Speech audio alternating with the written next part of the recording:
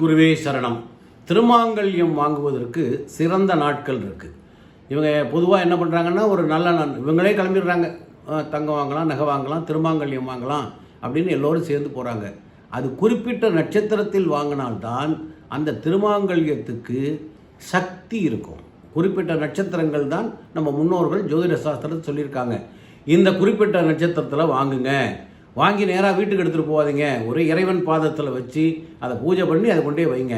அப்போது அந்த திருமணமாகக்கூடிய அந்த தம்பதிகளுக்கு அந்த திருமாங்கல்யத்தில் நீண்ட நாள் அந்த சக்தி நிறைய இருக்கும். திருமாங்கல்யத்துக்கு சக்தி ஏறிடும்.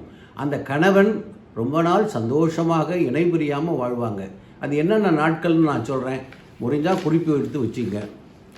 அஸ்வினி, ரோகிணி, மிருகசீரிடம், புனர்பூசம், பூசம், மகம், உத்திரட்டாதி, சுவாதி, அனுஷம், திருவாதிரை, அவிட்டம், சதயம், ரேவதி.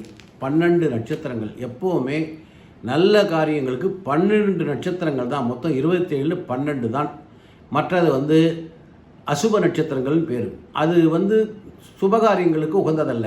இந்த குறிப்பிட்ட நட்சத்திரங்கள் வருகின்ற நாளில், அதுவும் ஒரு வளர்பிறை நாட்களில், ஒரு குரு கோரையில் நீங்கள் போய் அந்த திருமாங்கல்யத்தை வாங்கி அதை எடுத்துகிட்டு இறைவன் பாதத்தில் வச்சு அதன் பிறகு நீங்கள் திருமணத்துக்கு நாள் இருக்கும். அந்த திருமணம் அந்த மணமகள் கழுத்தில் ஏறும்பொழுது அது 100 வருஷத்துக்கு இந்த கணவன் மனைவி அன்போட ஆயுள் பலம் கூடும். அந்த கணவனுக்கு ஆயுள் பலம் கூடணும்னா திருமாங்கல்யம் நல்ல நட்சத்திரத்தில் வாங்கணும், நல்ல நாட்களில் வாங்கணும், அது இறைவன் பாதத்தில் வைக்கணும். அப்பொழுதுதான் அந்த திருமாங்கல்யத்தில் தான் கணவனுடைய ஆயுள் இருக்கிறது இல்லையா? அதுதான் நம்ம ரஜ்ஜு பொருத்தம் பார்க்குறோம். அந்த கணவனுடைய ஆயுள் நல்லா இருக்கணும், உங்கள் மருமகன் நல்லா சந்தோஷமாக இருக்கணும்னா இந்த குறிப்பிட்ட நாட்களில் வாங்க.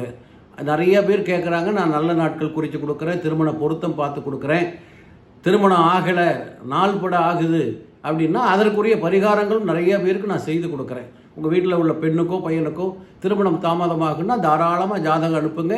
அதற்குரிய பரிகாரங்கள் செய்து அவர்கள் சீக்கிரமாக, இது ஆவணி மாதம் ரொம்ப அற்புதமான நாட்கள், நிறைய ராசிகளுக்கு திருமண யோகம் வந்துடுச்சு. உங்கள் பொண்ணுக்கோ பையனுக்கோ சீக்கிரம் திருமணமாகட்டும். அந்த முருகப்பெருமானுடைய ஆசையோடு, பாம்பன் சுவாமிகள் நல்லாசையோடு நடக்கட்டும். வாழ்த்துக்கள். சப்ஸ்கிரைப் பண்ணுங்கள். வணக்கம்.